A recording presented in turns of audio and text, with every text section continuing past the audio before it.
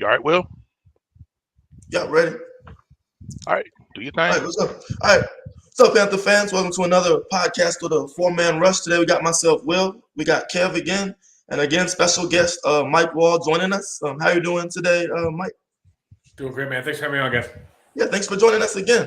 As before we get started, we just had some shocking news with the retirement of all-time great quarterback Tom Brady, retiring after 22 years in the season, 15 Pro Bowls, thrown for 85,000 yards, 7 championships. Mike, what's your thoughts on this Tom Brady retirement? You shocked by it, and what do you think of his just career looking back? Wow, yeah, I'm a little bit shocked that the answer came so early. Like it came at this point in the off season, or I guess the postseason. As you look back at his career, man, he's the best fill in the blank of this generation. You know, he's up there with God for me for 44 years old, growing up when I grew up and playing the sports that I played. It's Michael Jordan and Tom Brady, and it's a pretty crowded room after that, you know. And he's just done everything in such a professional manner. He has been the epitome of professionalism, the way that he prepares. Like you can write books about his confidence in preparation, the way that his mental makeup, the way that his drive to be the best in the world, the way that he's able to do the monotony of going through his process over and over just to maintain that status as the GOAT, as the best player in the world, and do it consistently for such a long time, man. Like you don't even make up like his stats, his length of dominance. Like you don't even make that stuff up in football. He's just on the next level, and it's just been awesome to be involved in a sport where you got guys that are that outstanding at something. Like I as a fan, I just love I love watching people that are just that good at anything. Like I just love it, man. So hats off to him. Congratulations, Tom. Yeah, man. Kev, I know we had we lost to the Patriots in the 2003 Super Bowl, so I think the Patriots and Tom Brady have kind of always left a sour taste in the mouth of Panther fans. So I think we always respected him as a player. So, what are your thoughts on Brady's retirement? Yeah, real quick from me. As far as quarterbacks, he's the GOAT, undisputed. And you're talking about someone that was a huge Joe Montana fan growing up. With him and Bill Walsh, the West Coast offense. I hadn't seen nothing like it, but along come the 6th-round pick out of Michigan who came in with a chip on his shoulder. Wasn't the most athletic, but his work ethic and his determination was just levels above everybody else. Started out hating him, but he won so much. He won my respect literally by keep winning. At the end of the day, you got to respect the winner. So much respect to Tom Brady. I'm sure his family will be happy to have him back home. Anybody that's got kids and a wife, when the wife say come home, it's time to come home. So overall, just he shouldn't have to wait 5 years. His first year eligibility, he should be able to walk into the hall. Just walk in right now. He's just going to Canton right now. Leave now in Tampa and just go get his gold jacket fitted. You know what I'm saying? Foregone conclusion for sure. Yeah. He'll probably have his own wing. They talk about levels to Canton, right? Like there's rooms in Canton, and he might have his own room now. The way with the success he's had. Right. Hey, I got a funny one for you guys. So talking about that 2003 Super Bowl, right? And then so I was there in 2005 was my first season in Carolina, and I think that's when it came out that they had been like popping the Jets tapes, and stealing signals. And it was funny because like as far as I was in Green Bay when I was growing up, everybody stole signals. That's how everybody gets down that way. Like you go figure out with the other team, like who's calling in the signals, you learn them, and then we know what's going on in the game. Like that's how the game was played. That was the operation. But like John Fox, and I'll never forget John Fox and Jake Delhomme were walking down the hallway, man. They were dog cussing the Patriots. I knew it. I knew they were in our book. And I was like, yeah, of course they did. Like who? I'm gonna read your mail if I can. I'm gonna do if I can get tips off the sideline to what is gonna be happening on the next play. You're damn sure I'm gonna expend some resources going to get that. Like that was never cheating for a lot of like half the league was like, that's not cheating. That's best business practice. Like we got to figure this one out a little bit. Wow. Yeah, and then the thing with the deflate gate thing, I just thought that was the NFL flexing its muscles. Like deflated balls would have made a difference in the game. I don't even think the score was close, regardless. But overall, I think those things are just won't affect his legacy at all. Just looking back at him. I mean, coming from a 6th-round pick, Mike, why was he able to do that? A lot of day 3 and undrafted free agents aren't able to have such a career like that. Well, it shows you that the talent evaluation isn't perfected yet, certainly, right? And for a quarterback, for a lot of positions on a field, for most positions in sports, 90% of the game occurs above the shoulders. And if you just sit and think about all the stories you've heard about the process that Tom Brady goes through physically, mentally, from a rep standpoint, all the hours and hours of practice off the field, the fact that he plays catch in his backyard with his family with pads on because he doesn't want to waste emotion. I mean, when you start thinking about all the things that the man puts into being the best, it's almost, you'd be surprised if he wasn't. And it's always crazy. He's such a good representation of we are capable of so much more than maybe we give ourselves credit for. Like physically, if you see, everyone's seen the draft photos and him running, like shouldn't even be in the league. If you just look at it strictly from that standpoint. But he's not only is in the league, he's arguably he took over that Jerry Rice greatest of all time mantle, man. It's just unbelievable. Right. 7 championships. I mean, you haven't seen that kind of dominance. And I mean, other sports, you think Michael Jordan and basketball, but that kind of dominance, and you just have to appreciate it while we had it, because it'd be hard for anyone to follow that act in football. So Tom Brady's retirement, he's done in the league. So, hey, NFC South looks to be wide open with, Sean Payton, we saw retired in New Orleans, Tom Brady out in Tampa Bay. So we'll see what happens with the rest of the NFC South. Let's move on to talk about these playoff matchups we got coming up tomorrow. NFC Championship and AFC Championship game. The NFC Championship tomorrow, we got the LA Rams and San Francisco 49ers.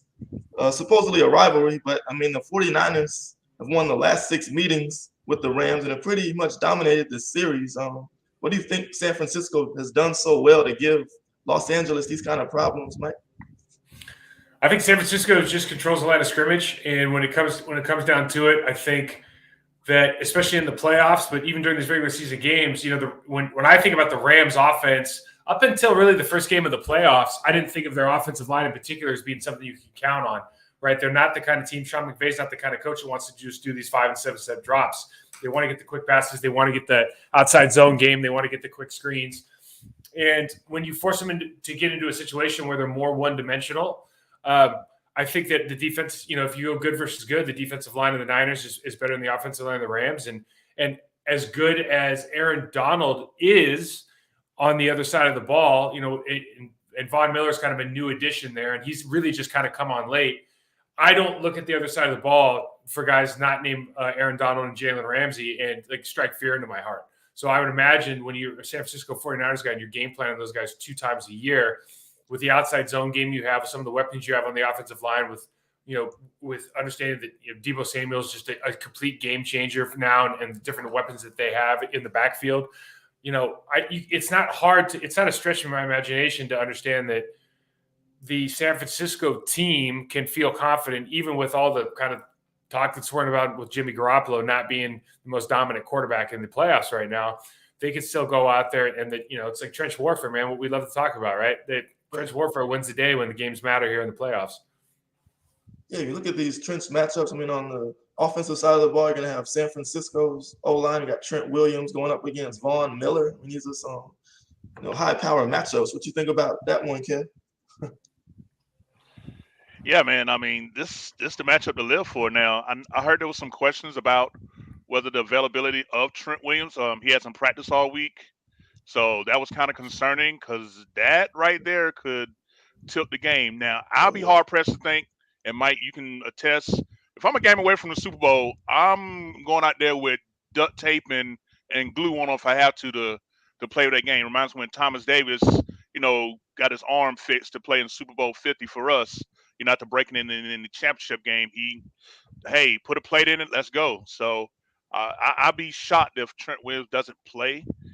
If he does, I definitely think that gives the 49ers an advantage. As great as they talk about the Rams defensive line, I have seen yet to see anybody really give Trent Williams any problems all year. We said what we want about PFF, but they say he is the highest rated player in the last 6 years at like what 96% according to them. So, um, when he demanded that 20 something million a year, I laughed like, who want to pay a left tackle 20 something? But he's definitely proved his worth. But Yeah, that's for sure. yeah, he's yeah. So I just definitely think that the matchup in the trenches is gonna set the tone. Can you stay physical for 60 minutes? That's the key. It starts out being physical, but can you be physical for the uh, whole time of the game? Because Mike, I know you definitely know about it. That third, fourth quarter, you see guys hands on their hips. Hey, it's time to let's keep hitting them. Yeah, this is going to be that kind of. When you get to the playoffs, you hopefully you don't see that as much, right? Because these are all good teams with good players and experience. But to your point, like Leonard Floyd doesn't have a lot of stats over the last couple of games they played with the Niners because he's got to play against Trent Williams. I would be, if I'm the Rams, I'm attacking the right side of their offensive line. I'm definitely taking a shot at Compton with Von Miller all day, right? That's more of his natural spot at left defensive end, anyways. It's almost like why waste your best. Your second best pass rusher on their best player. That's one of those deals where you go strength versus strength. No, their best is better than mine. So I probably put Vaughn over on the other side as much as I can. And then, let Leonard Floyd just kind of go. It's gonna be one of those days you might not get a lot of action, man. But Aaron Donald is the best in the world at beating the single block and beating the double team. And certainly he's gonna have something to say about this game, and he's gonna have to. I mean, if the Rams have a chance of winning this game, he's going to have to turn in like another one of a long list of dominant performances, right? Because he's going to have to be able to get in the backfield and make those guys cut a little bit earlier than they want, certainly in the run game. But then, I don't think he's got a sack against Garoppolo in the last couple games, in the last 50 maybe pass sets or pass plays that they've had. And you just think like it's due. And certainly the pressures that he creates, those pressures equal picks, especially with a guy like Garoppolo. So, you can see a path to winning, right? But for me, it really does go through kind of the box players for both sides of the ball in this game. Right. Yeah, Mike, I'd love to see, like they did against Tampa, put Aaron Donald that 5 technique and him and Williams go 1-on-1. That's box office right there.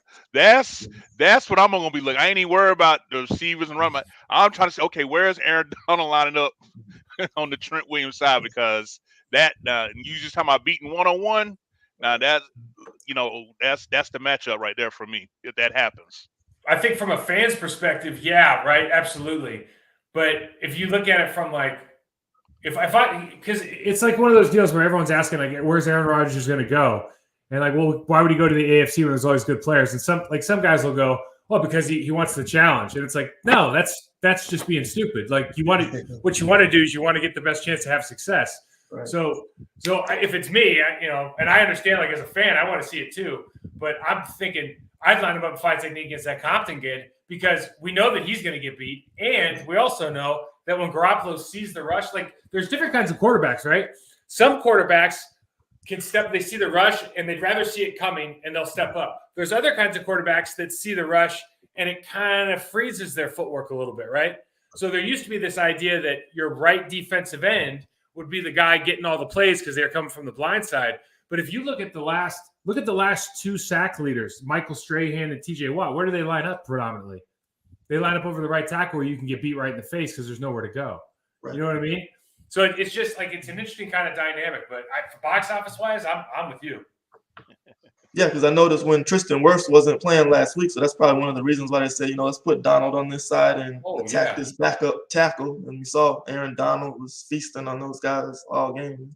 Tristan Wirfs was a big loss for the Bucs that game. You think about that game, and then you think about Bakhtiari missing really the last 2 playoff games for the Packers, and for my money, that's the reason why. If you wanted to point to one thing why they lost the 2 games, it's probably the fallout from him not playing. But it's kind of awesome, man. If you're an offensive line trench guy, you don't love them not playing, but you love the impact that the Lions having in these playoff games, right? It kind of reinforces that idea. Right. I mean, look at the 49ers offensive line. I mean, Alex Mack, he's getting up there in age, but he's still playing pretty well at that center position. I mean, Tomlinson, I think they did a pretty good job adding depth across that offensive line with Trent Williams. So even if he's not lined up against Trent directly, I mean, still got some guys in there that can hold their own as well. Yeah, and I think it's important for the Rams that they're getting Andre Whitworth back, who missed the last Yeah. game since the Oh yeah. wild card game. That's gonna be I think he's what, like 39 He's or immortal. whatnot. Yeah, he's up there because I can remember fans saying, "Hey, let's get Whitworth," and I was like, "Nah, he's 36, he's past," and I can eat crow on that one. He's put up, you can argue about Pro Bowl, All Pro caliber years for the Rams at that position. So I guess for him, some guys' age ain't nothing but a number, but I think He's a that's gonna mass. be. Oh, He's a go ahead. massive human. Like remember when he was with the Bengals? I mean, he's just a massive. It's like some of those guys. As long as your joints don't break, like crumble into dust or something, like you can play for a long time, dude. Because like you watch his pass sets, they're not really that good. Like technically, you probably like you could critique them, pretty highly. And some guys still they beat him because of it. But when you're that big and you have that much savvy and gaming, like sporting intelligence, football intelligence, like it's just awesome. I don't know. It's crazy to me to even think that a 39-year-old can play left tackle in a championship game in football. Like, that don't even make any damn sense. Like you can tell me that a quarterback can do it, and I can kind of justify that, but left tackle, that's nuts. Right.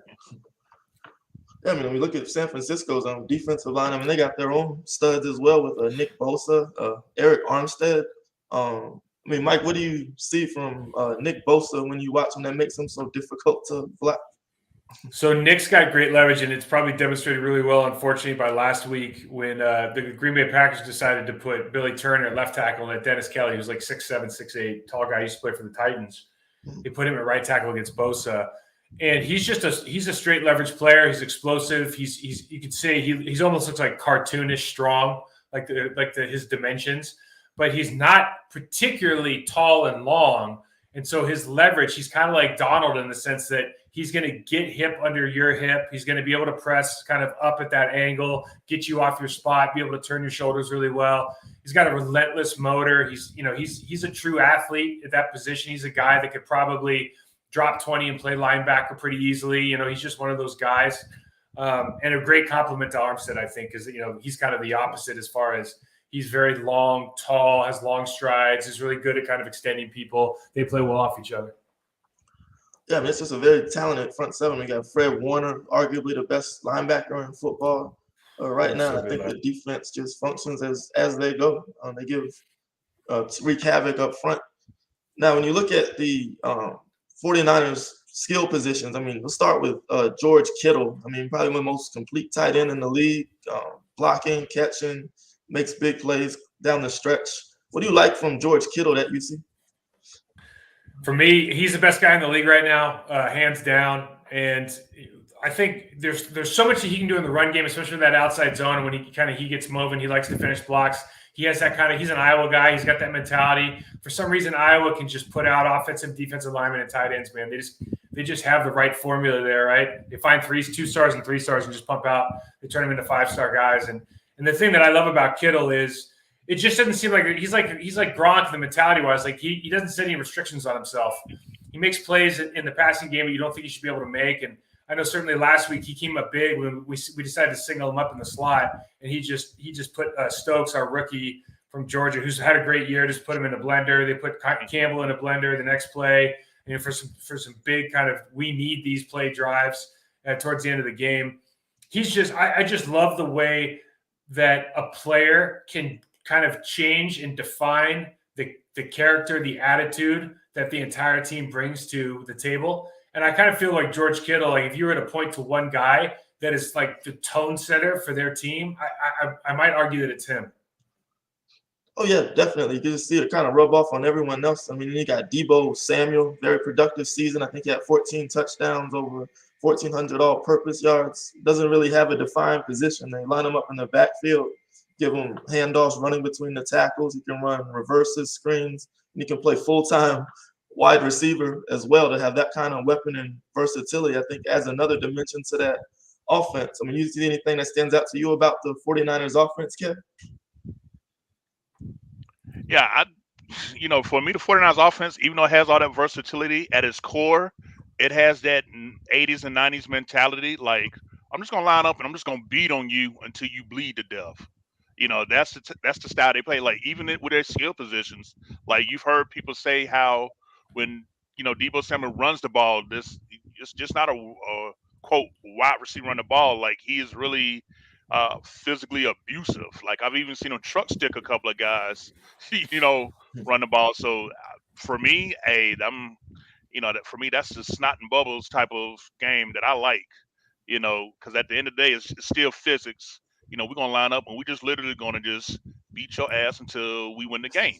And that's just a style of play. But uh, with Shanahan, coming from his dad and found out listening earlier this morning, Good Morning Football, I didn't know that his dad still kind of helps with some of the game planning.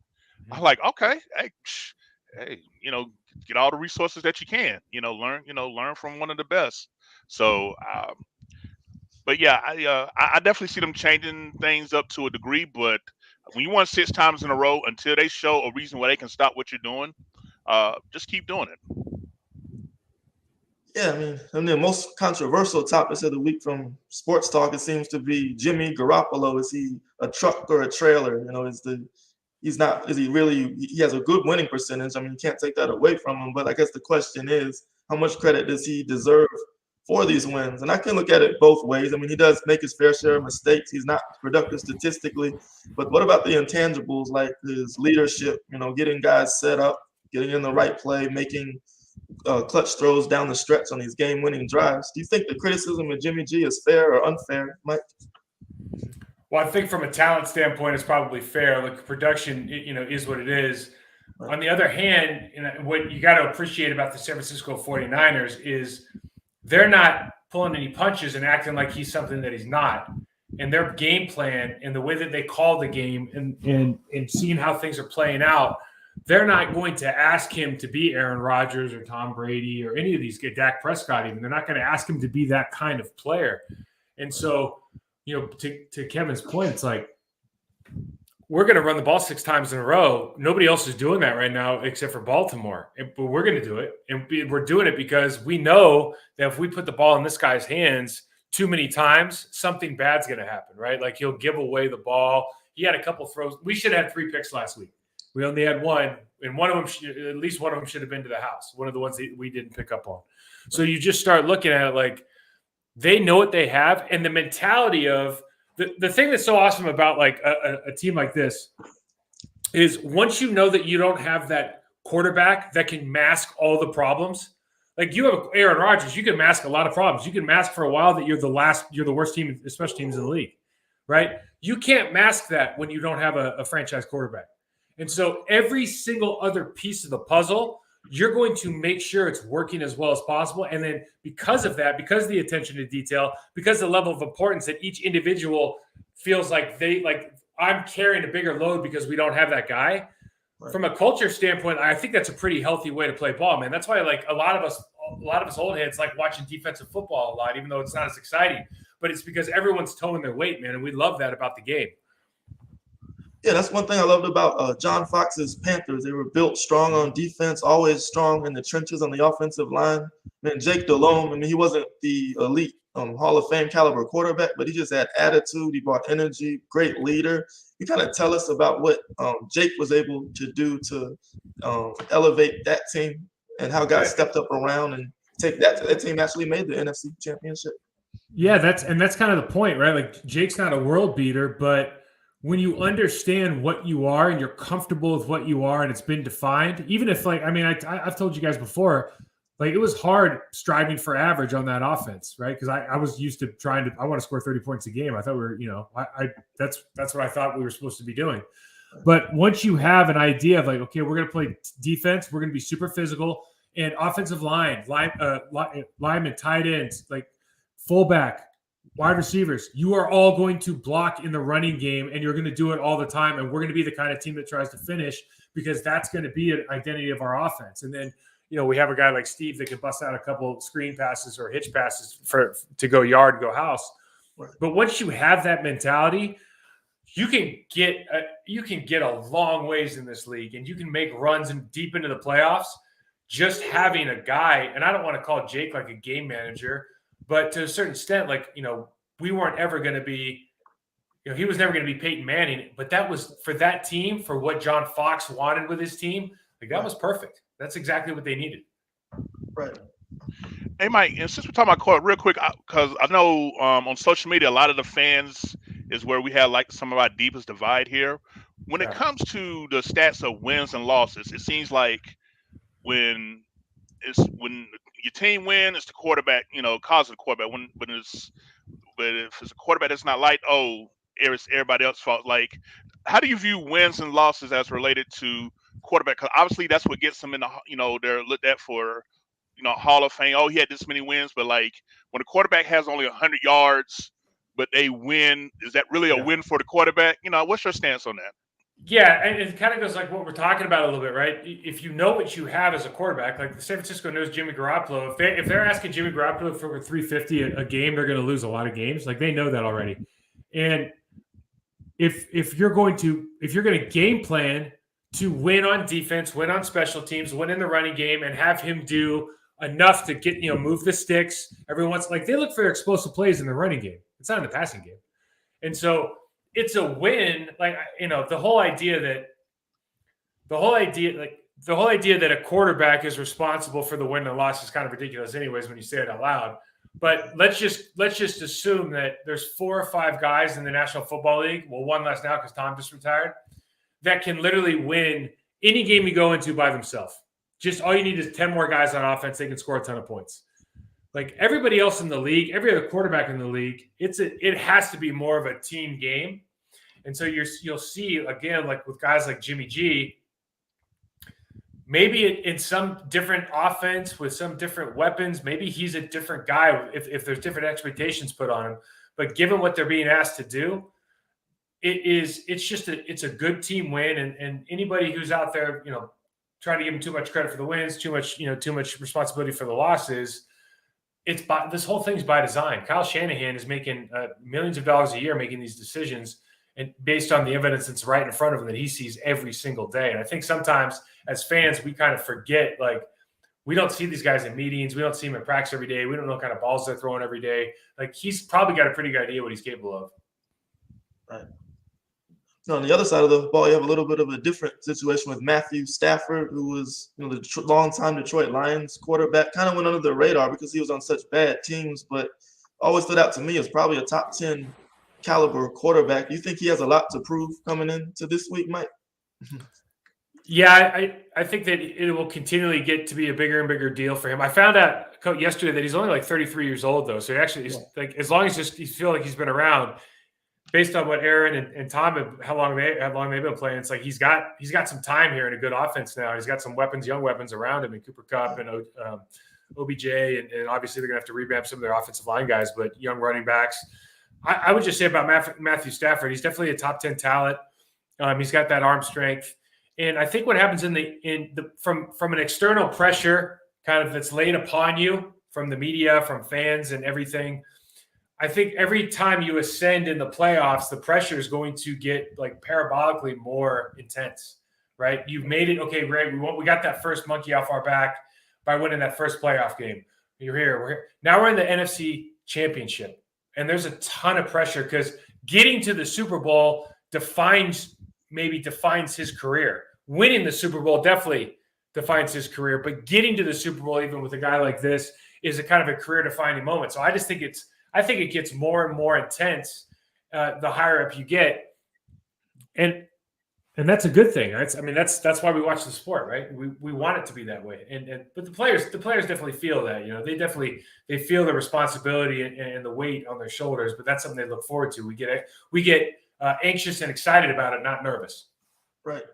Yeah, I love how when Tom Brady, they were down 27-3, the Bucs staged that comeback, and we thought, oh no, we've seen this before, we know it's coming. But Matthew Stafford just threw that. I guess he found a mismatch with Cooper Kupp against Winfield, the safety, was able to drive the Rams down and protect that win in advance. So should be an interesting matchup. I mean, you got Odell Beckham, Van Jefferson, Higbee, great weapons on the perimeter to help Stafford as well. We got a good running game. Akers getting healthy, so should be an interesting matchup, no doubt. So let's switch gears and talk about this AFC game, the Kansas City Chiefs and the Cincinnati Bengals.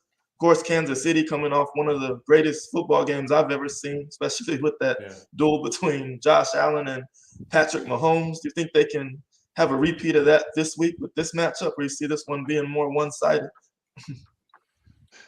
Me personally, I see it being more one-sided, but I called like every game wrong last week, so I'm the wrong guy to ask. That was an amazing game they played last weekend. I just don't see, it's funny if you just said at the beginning of the season, take all the teams that give up more than 50 sacks and tell me what their status is at the end of the year, you'd probably nail it on the head except for one team, right? Like Bears fire their coach, Panthers fire their coordinator, their line coach, everybody, right? Right. Jets rebuilding process, and then you got these guys are going to the AFC Championship, and it speaks like Joe Burrow is not a cheat code, because we think like Lamar Jackson's like a cheat code. Right. Joe Burrow is like rewriting history right now, because you should never win a game getting hit 13 times and knocked down 9. Like, I don't care if the other team is terrible on offense. Like, you just shouldn't be able to win a game. You shouldn't be in the AFC Championship if you give up 50 sacks, if you get hit that many times. And it's just nuts to me. Like, you think about the narrative that this guy has been able to change in Cincinnati. You put anybody else at quarterback and knock them down that many times, they're going to burn down the building. Everybody's fired. This guy's in the AFC Championship, and he looks like the second coming of Tom Brady. Like, he's just unbelievable how good he is. He's just such a confidence and aura around him that as much as you think this is a Kansas City no-brainer, Joe Burrow just these kids got something about him, man, that I'm like, I think he could really do some damage here. Like, this could be a close game. Yeah, one thing I like about Burrow, I think the team had a motto, why not us? He said, no, we're going to eliminate that. We're not underdogs. I don't want us going into the game with that underdog mentality. So he just comes out every week expecting to win, and that's just not something you've seen in Cincinnati, which has been historically a losing franchise. I think they went through like 2 Super Bowls in the 80s, but after that, just a long stretch of a lot of losing seasons. I think this was actually their first playoff win since like 1991. Anything stand out about this matchup to you, Kevin? Yeah, man. I want to see what kind of adjustments the Cincinnati offensive line has made, because I'm sure that film session was fun to watch, and I'm saying that very sarcastically, Mike. I'm sure the O-line coach, after a bad blocking game, definitely was some choice words probably used, as you can attest. I know I did when I played. But I'm curious to see what they do, because, like I say, that's an asterisk game. You can't continue to, like you said, take all those hits and expect your quarterback to be what was it, like 28 for 37, 300-some yards, sacked 9 times. Like, I've seen the greats, Brady and Rodgers and Breeze, get folded and lose under the game. I mean, no turnovers. I mean, that's one of those, he had somebody praying over him type games before, because he definitely that's definitely rare. So I'm curious to see how Cincinnati blocking scheme, do they do a little bit more match protect? He come in, how are they going to use the backs more to chip and help? I know they say Burrow likes to hold on to the ball too long, but he does. I'm yeah. So I'm just curious to see how the offensive line of the Bengals respond to the Chiefs, because they bring in some pressure on the other side.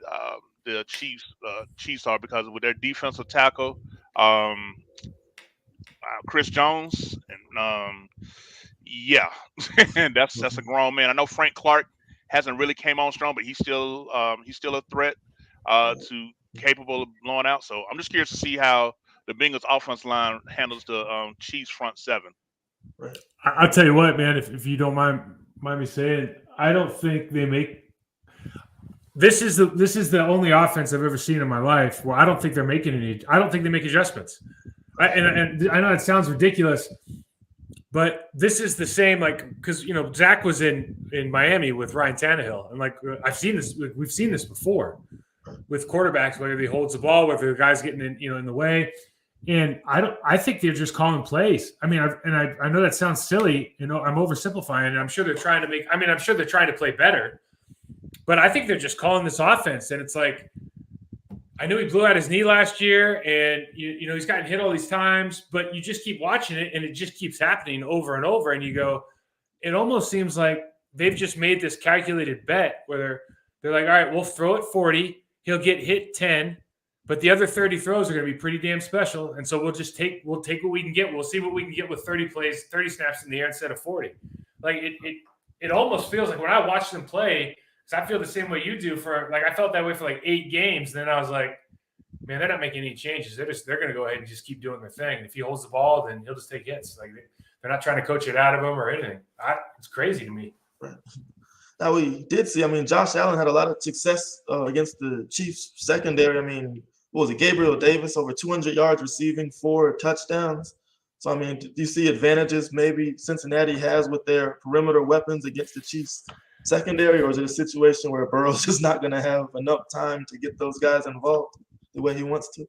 Is it fair to say, like, does everybody agree that Burrow's going to have to put up at least 34 points to win this game? Like, they're not winning with 14, 17 points, right? Like, we could all be wrong, but that's what I would guess. And I'll be honest with you, you watched that game last week in the way that and Josh Allen's like a very unique talent. He's got a dimension to his game that Burrow doesn't. But Burrow's got some serious weapons across the board in the backfield, the tight end position, receiver position. They have multiple guys. Jamar Chase is like next level talented, right? T. Higgins is great. They have just guys. And so, yeah, do I think that they're going to be able to press the Chiefs secondary, especially if Honey Badger he's probably coming back from the concussion, but like you never know how that is. Yeah, I'd feel pretty good if I'm Joe Burrow. I'm probably walking here thinking like I could probably drop 30 something in here. Like, how defense can you hold them to 30? Because I'm pretty sure I can score 31. Like, stranger things have happened. Right. You look on the other side of the ball. The Chiefs' offense. They're just always one of the more explosive units in the league. Patrick Mahomes. One of the best games I've ever seen last week. He's like a shortstop playing quarterback, throwing curveballs and sliders. The throw, I think he had a defender in his face. He was able to sidearm it around him and still be able to complete the pass. As a defense going against the Chiefs, when you know a guy like Mahomes can extend plays, make throws when you think you've done everything right, how do you contain a guy like that? We were talking about this yesterday. I was on with a bunch of coaches, and the thought process is, first of all, do you want to just try to flush him to your left or his left all the time? Like, do you want to overload you have a rush plan, right? And when we talk about rush plans from a defensive line standpoint, a lot of times we're just talking about, okay, we're going to stay in our lane. But the more sophisticated rush plans are like, we're going to build a wall on one side and attack the other and force him to flush a specific way. Like, some guys don't throw as well when they're on their left, or we always want to make him roll away from where the bunch look is, for example, just things like that.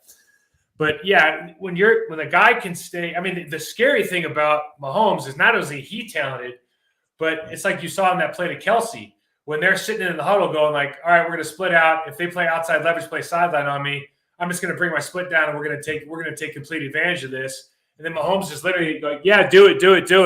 And they drop the 20-yard game to win, for the ensuing field goal. It's like, not only does he have the skill and the throwing ability, but he has the intelligence, and then he has like 2 Hall of Fame caliber weapons out there along with the rest of the guys on their team. So, right. Yeah, it's a tall order to try to stop that team for sure. Yeah, when we talked about what makes George Kittle so unique, what do you think makes Travis Kelce just so difficult to match up with for opposing defenses? So I put him in different categories. Like George Kittle's a tight end, right? Rob Gronkowski is a tight end, and then Travis Kelce is like a really tall receiver, a really big receiver, right? But having said that, like, defenses still match up the way they match up. And when Travis Kelce, he's super athletic. He's very, very disciplined in his route running. He's got great hands, and he's really good with the ball. Like, he's not necessarily that, George Kittle, I'm going to run right through you, but he is really good after the catch.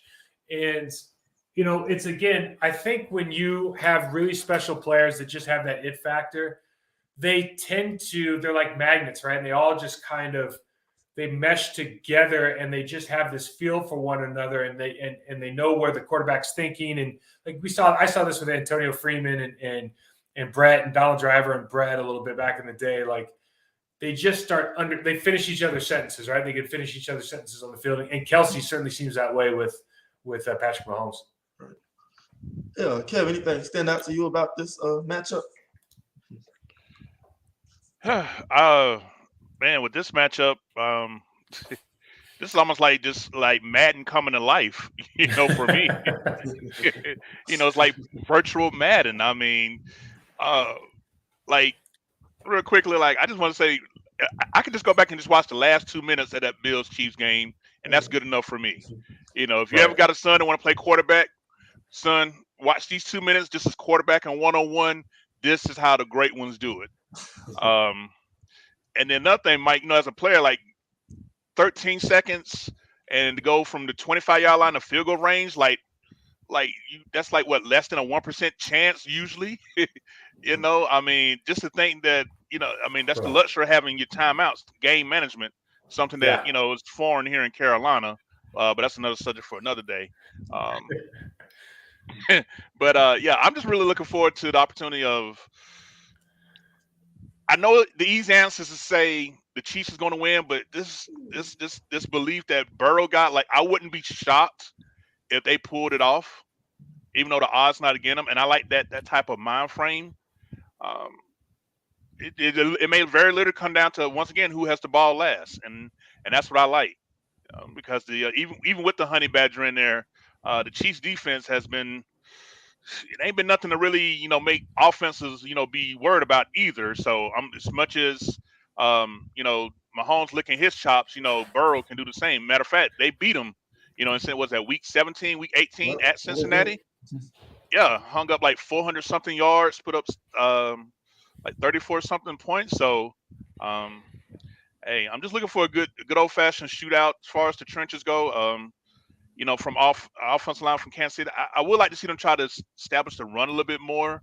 I think they're more talented than what they allowed to see. I mean, Patrick Mahomes was the leading rusher last week.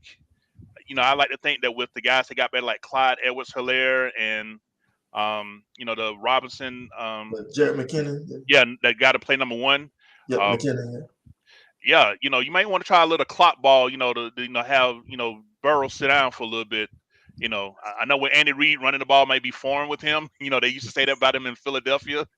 But, at the end of the day, I just think we're going to see a classic. I just wouldn't be surprised if Cincinnati does the unthinkable. Hey, for your money, who's better, Justin Simmons or Chris Jones? Ooh. Because Justin Simmons beat the brakes off those guys in the inside last week. And I think Chris Jones is Talking about Jeffrey Simmons? Yeah, Jeffrey Simmons. Yeah. For my money, far as consistently doing it, give me Jeffrey Simmons. Okay. Because Jones, he have a stretch. I'd be more scared of. Go ahead. Please. Oh, no, I was saying because for me, Simmons does that consistently. Jones, he'll have a stretch where he'll do it, and then he'll kind of fade away, and then he'll explode right back on. If I'm looking for that consistent threat week after week, give me Jeffrey Simmons. Yeah, that's probably fair. I feel for this one game, like if I have one game and I got to win it, I'm going to call Chris Jones up, just because when I watch both of them, I wouldn't mind playing against Jeffrey Simmons. I wouldn't mind playing against Chris Jones. Like I think he's a guy who could get multiple sacks on you. Simmons is he's had a great year, and I think he's a really good player. But dynamically, like he doesn't threaten your edges. He doesn't threaten your technique. He's just a really big, strong guy who's kind of through effort, through a couple of different games, fallen into some plays this year. But Chris Jones is that guy. Like I think he can just flat out beat dudes one-on-one, and that's like in these kind of games, like that always makes me really nervous if I'm an offensive lineman. Like in Kansas City, can't hear a damn thing. Because they're talking about the crowd noise. Joe Burrow's like, it's no big deal. I was like, yeah, it's no big deal for you. Come ask us. It's a big deal for us. Yeah. And speaking of noise, Mike, can you speak on, because as fans, I always want to know how y'all did it at the pro level, because obviously in high school it wasn't that big of a deal. Like, can you kind of explain what the whole thing about with the silent count, especially as an opponent in a loud stadium? Can you kind of explain like what's the process for that? Yeah. So, first of all, you have to. A lot of times when you're in practice the week before, they'll just start pumping in crowd noise because you want to be able to operate in that environment without, like, the first time you get in there, because it's so loud that we could be literally face to face. You can't hear me. And it's almost like you got to talk in the huddle. You got to talk under the crowd noise. Like if you try to yell, it'll just get drowned out.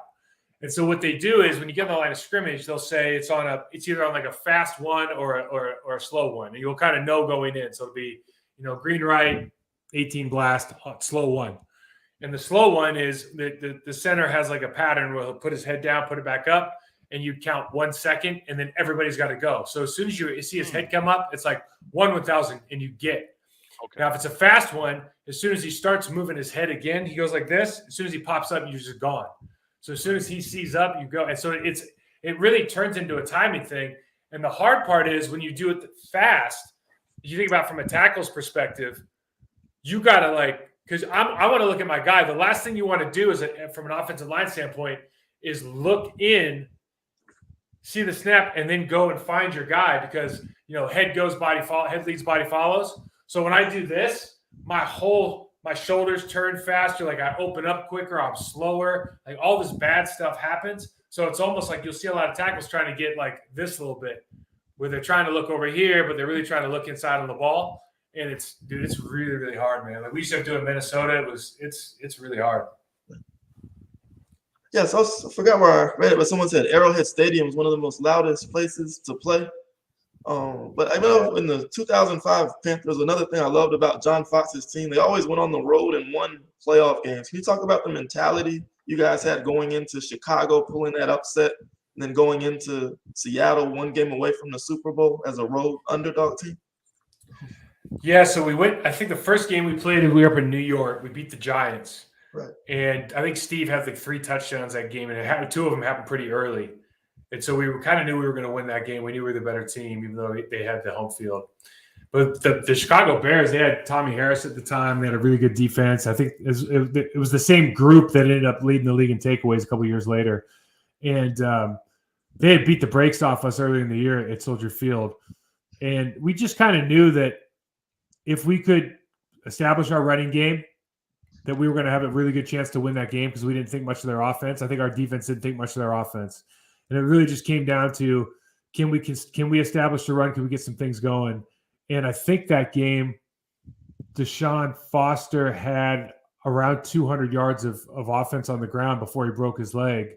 Mm-hmm. And it was just, then you have that. And because when you have that team, if you're going to run the ball, and then it just turns into like, well, if we run it enough, eventually they'll make a mistake and forget about Steve. Right. And when you forget about Steve, it's like, he's the best. You got a real problem, right? So they made the mistake of forgetting about Steve a couple times, and what players understand that sometimes what you don't get to feel on TV is that when a guy like Steve Smith gets going, it's not just that he's got going. It's that I feel a lot better about myself now. And you on defense, you are all just, how did you let that happen? Everybody's upset, and now he's talking to everybody. It's the knock-on effect of a guy like that getting moving a little bit has a huge impact on the entire team. When you go into like Seattle, though, man, we thought we had a chance in Seattle. We knew we'd have to play pretty well. I don't think the moment was too big for us, but I do think because Deshaun broke his leg, Stephen Davis was already out, and when Nick Goins got knocked out by Lofa in the first quarter, I think it was like the first or second series, it was really, at that point, man, it was like we got literally we're a running team. We don't have a running back. Like you got problems, right? You have real problems. Okay, so we'll close with some fan questions before we sign out for the day. It was very early in the process. I guess Xavier Tufty asked Mike, who would you say is the most pro-ready offensive tackle among Ekwano, Evan Neal, or Charles Cross? And are there any sleeper tackles that are available in this year's draft class?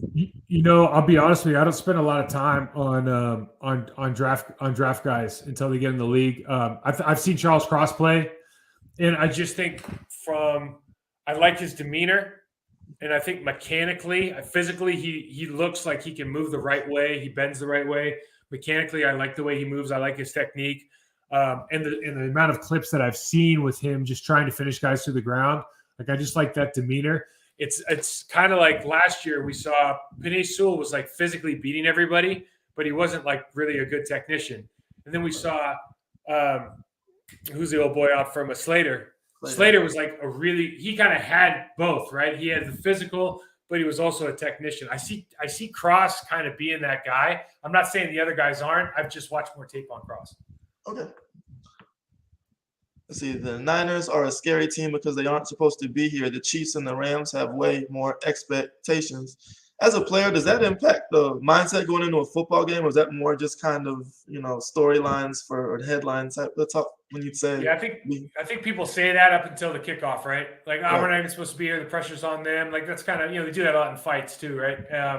But once it, like, you're there, man. Like, you might only get one chance to go to a championship game in your life.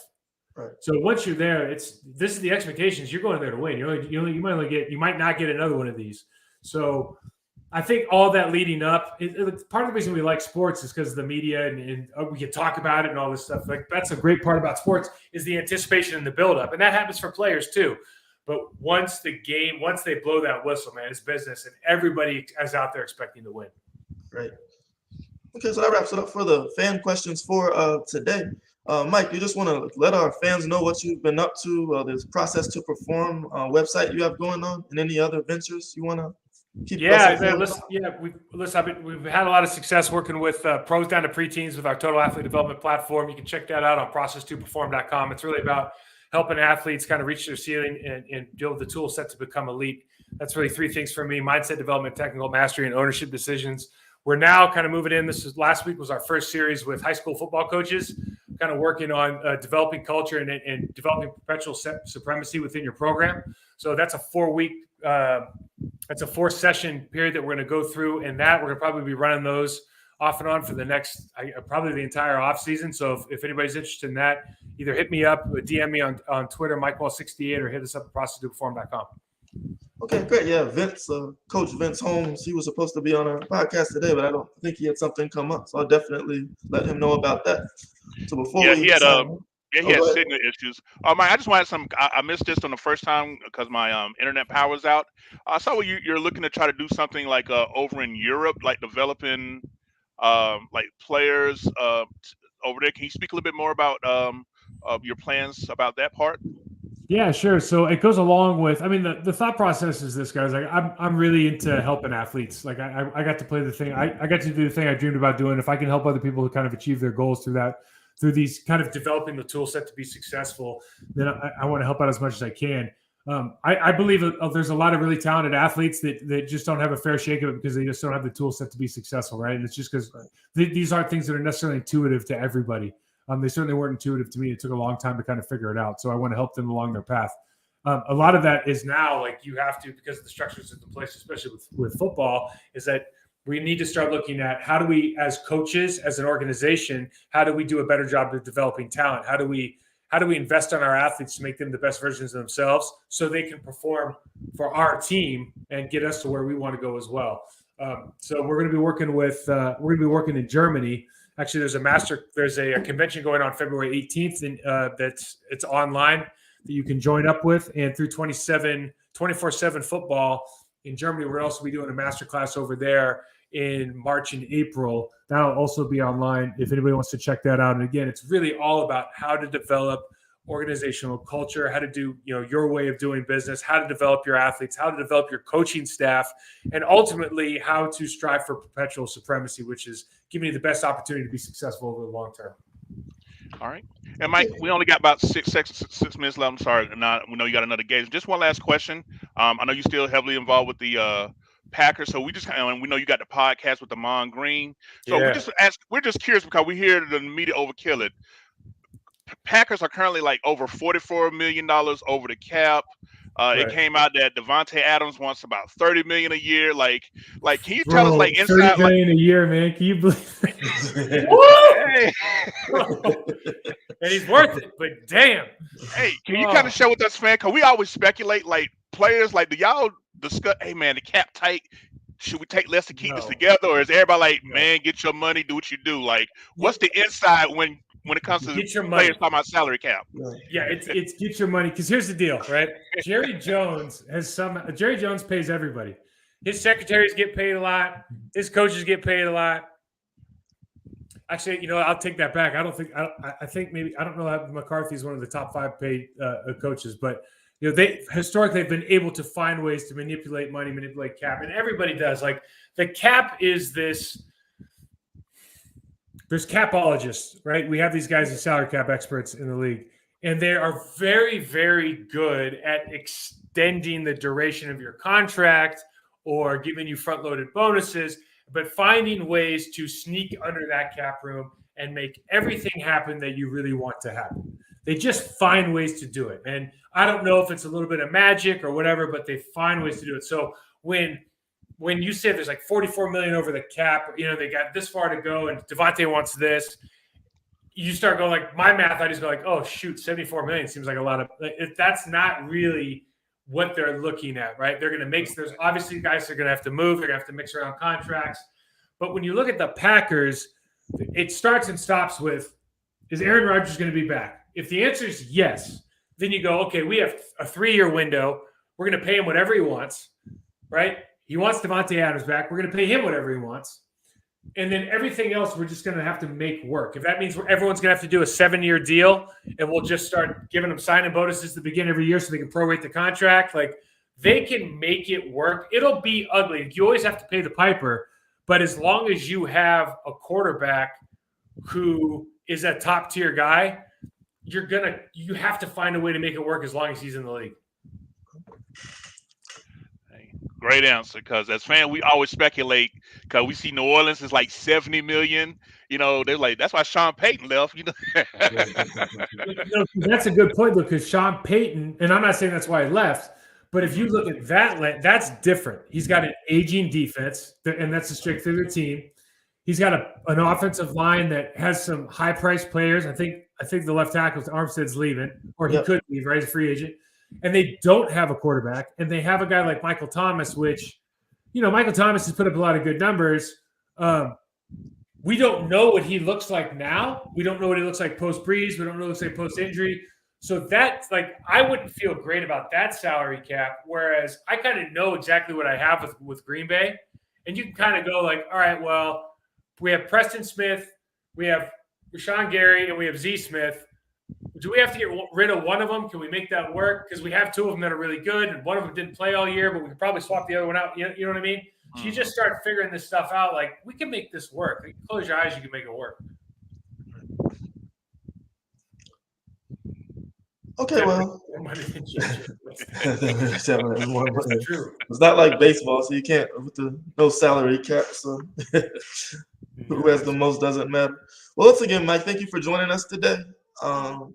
Again, you can find Mike on processtoperform.com. Check out his website. Great content there. Thank you, everybody, again, for listening. You can hear this. If you missed the podcast today, you can catch it on iTunes, Spotify, all the major podcast platforms, as well as YouTube. Other than that, keep pounding. Enjoy the weekend and enjoy the games tomorrow. Yeah. And we just want to thank you, Mike, for gracing us with your presence and your knowledge once again, man. Definitely enjoying it. Hopefully we can do it again when we see who's going to be heading to LA. Yeah. Thanks for having me on, guys. It's fun. It's fun talking to you guys. You guys are it's refreshing to talk. Sometimes you talk to these guys and you don't know what they're looking at. And you guys have a very good grasp on football, right? Did you guys watch like the whole thing that happened in like with Mina Kimes this weekend and you're kind of going after, and then Jeff Garcia? It's always kind of an interesting thing because obviously, first of all, Mina Kimes is like my top 3 sports media personality. Oh yeah, not male, female. My top 3. She's just my top 3. She's her, Lewis Riddick, and probably Troy Aikman. I consistently love listening to those people talk football, right? Mm-hmm. But it's really, what Jeff Garcia in a very, very poor way and did it in a terrible way was, I think what he was trying to say was, it's frustrating. It's frustrating when you've sat in the chair and the pressures, right?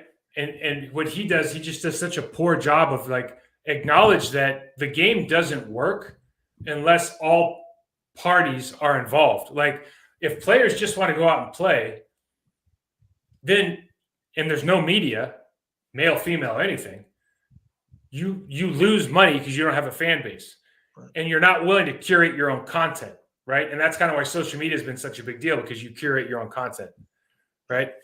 And he just made such a colossal, like, I hope he retracts it, because it's like, it goes sexist, and it just looks really, really, really bad.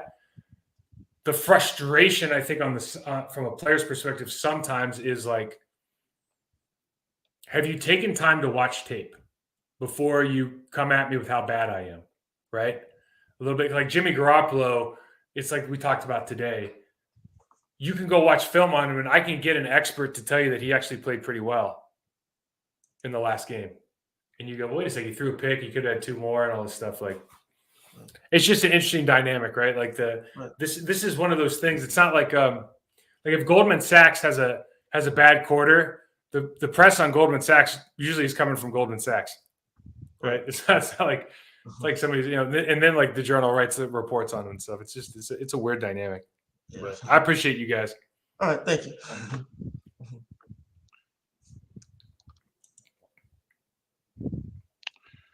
Great. Well, we just want to thank all of our fans here. Thank you, and we'll catch you guys later. What a rush.